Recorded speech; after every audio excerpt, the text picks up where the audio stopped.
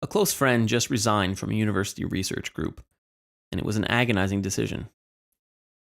She's an ethnomusicologist who studies the importance of hunting songs for First Nations in northern Quebec, and she had to bail on the prestigious group because, what with life being life and a million things happening all at once, there wasn't time to do what qualified for her as a good job. The research itself was challenging and important, but also disturbing, and she kept saying mind-blowing in describing what they were up to, as she told me she felt it was out of her league. The group was digging deep into artificial intelligence, working on projections of the future that consider AI's impact across a wide range of social spheres.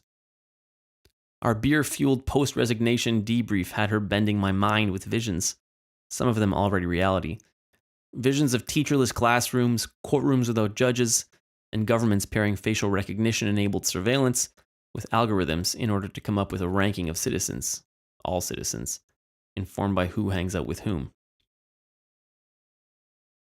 All 4 of the group's head researchers were men, and all 4 men, according to my friend, were, quote, fucking brilliant.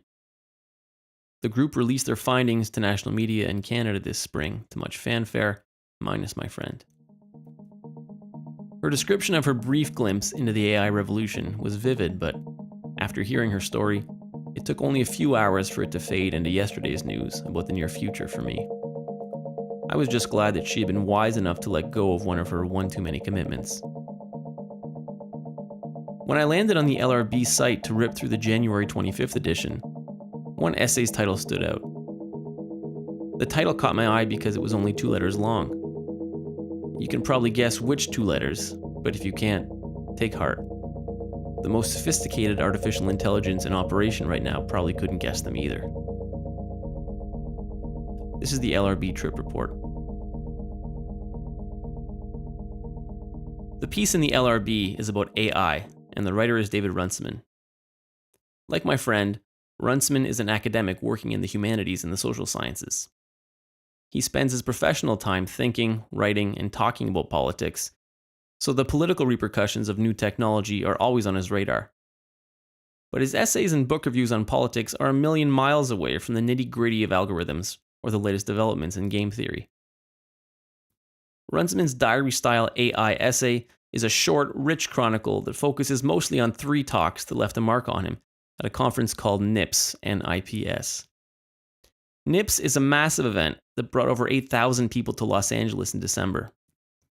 It stands for Neural Information Processing Systems, and the who's who of AI and machine learning, including the world's corporate tech giants, were all there. Even though he was a speaker at the conference, Runciman's travel journal doesn't hide the fact that he's an outsider to the tech world. His account of the adventure gives a starring role to 3 very different star speakers. Runciman's description of star speaker number 1, Demi Hassabis, gives us a taste of what rock star status at NIPS looks and feels like. The CEO of Google's DeepMind, Hassabis was there to show off a new toy. One of the reasons he's famous is that he taught an algorithm to play Go, a brutally complicated game, better than anybody ever had. The algorithm was called AlphaGo, but it's the alpha no longer. Hassabis was there presenting the new alpha in the AI world, the machine learning system known as AlphaZero.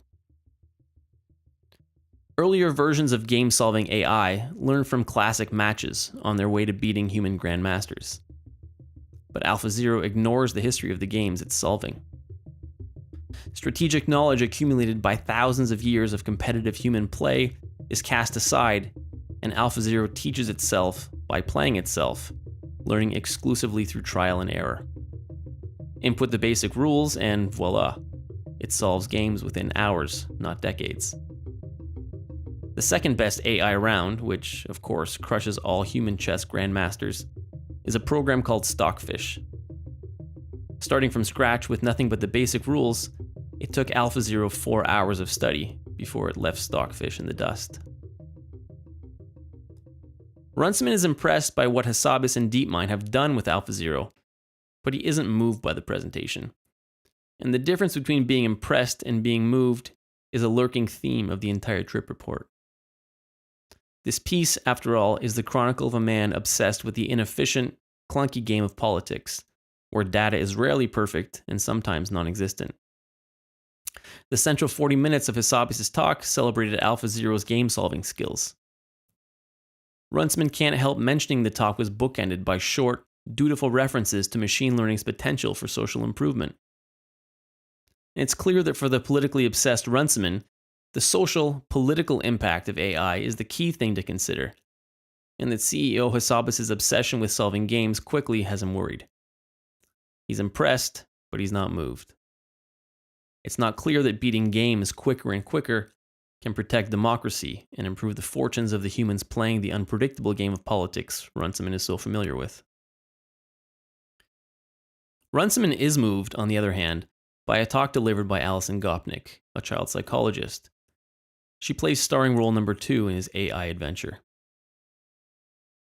Gopnik points out the difference between the plasticity of young people's brains and the efficiency of the brain later in life, which comes at a cost.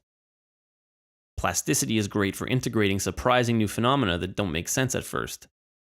Efficiency is great when things have already been figured out, when how you're going to do what you want to do isn't in question. We get more efficient when we get older, but you can guess what happens to plasticity as we age. Gopnik says that children, quote, think like theorists. This, for Runciman, is the most memorable line of the conference. Children and AlphaZero are both brought into being by adults, but only AlphaZero is designed by adults. When Runciman compares AlphaZero to children, he finds himself talking about play. Quote, in one sense, children are like the AlphaZeros of the natural world. They start a lot of their thinking from scratch and try to work things out for themselves. Context trumps prejudice until we learn better. But in another sense, children are nothing like AlphaZero because they're doing their learning in an open information environment, packed with human input and ambiguity. They're also learning how to play, which is something else kids are exceptionally good at. End quote. AlphaZero has been switched off for now because DeepMind officially considers it a waste of energy to keep it running, playing against itself, employing strategies far beyond what a human could hope to understand. When I read this, the image of a lonely child popped into my mind. Was AlphaZero really shut down because it was taking up too much energy? When it got so good at what it was doing that it wore out the wonder and pleasure of its designers, AlphaZero simply ran out of people or things to play with and entertain. Runciman mentions that, quote, kids are exceptionally good at learning to play.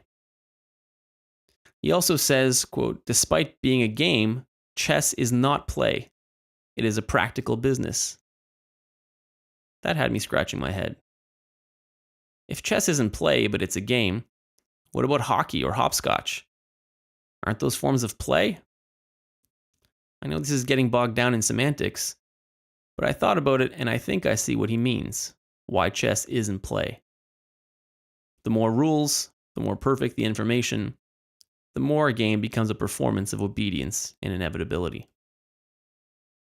Legendary pediatrician and psychoanalyst Donald Winnicott theorized that too much compliance and obedience were signs of poor psychological health in children.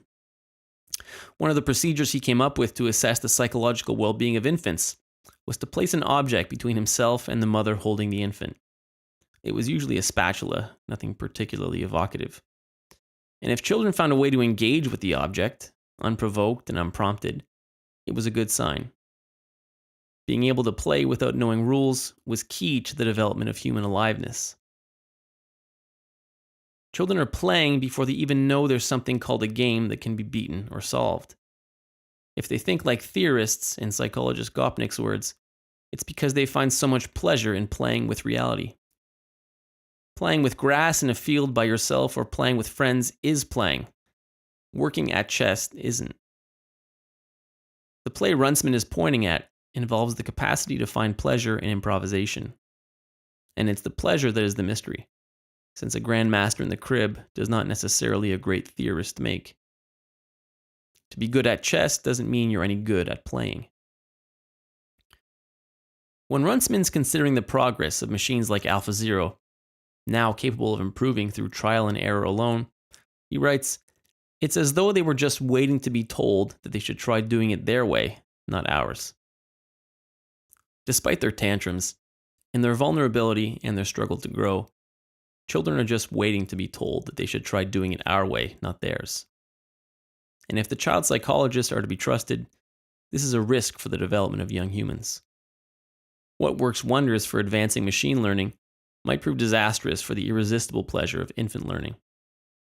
Being taught how to teach themselves how to learn like AlphaZero, being made into more efficient learners by being fed a learning algorithm, might provide them with a predetermined path that could short-circuit the mysterious capacity of children to feel that play and learning that is its happy byproduct isn't magic of their own making.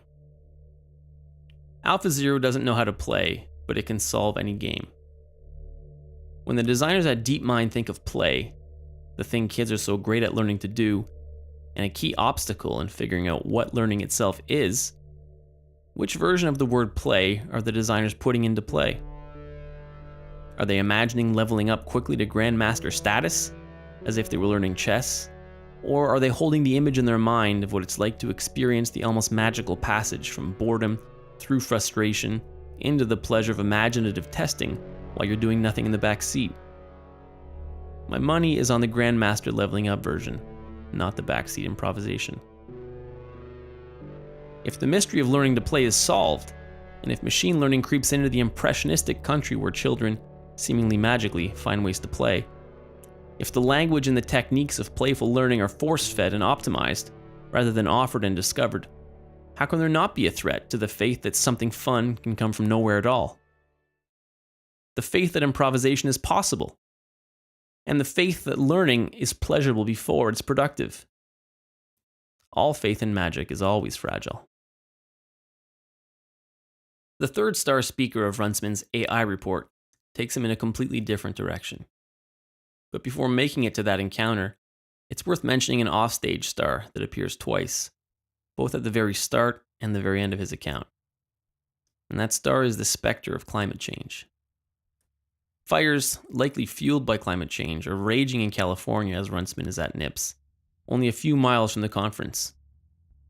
And nobody's talking about it much. But by opening and closing his piece with images of flames at the metaphorical gates, we can't help but get the point. Games and the speed with which machines can be programmed to beat them take center stage, and what isn't being discussed speaks volumes.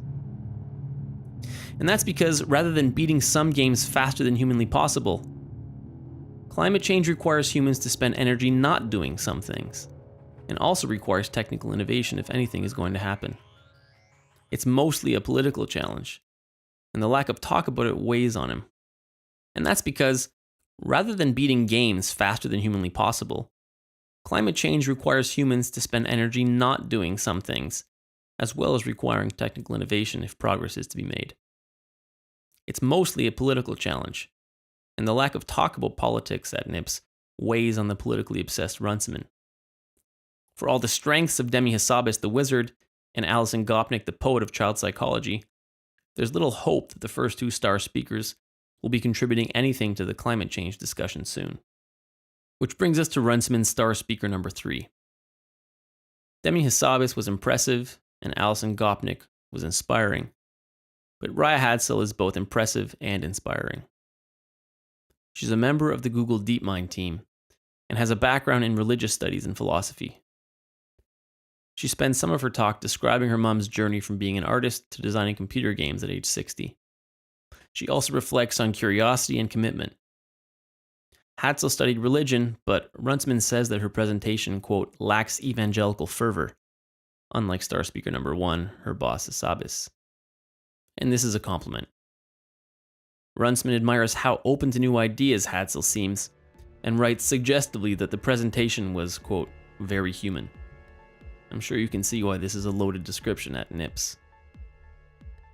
I want to end this account of Runciman's account with something the piece shows but doesn't say, with an example of what I think, up to now, is still the unique domain of human, or simply animal, intelligence.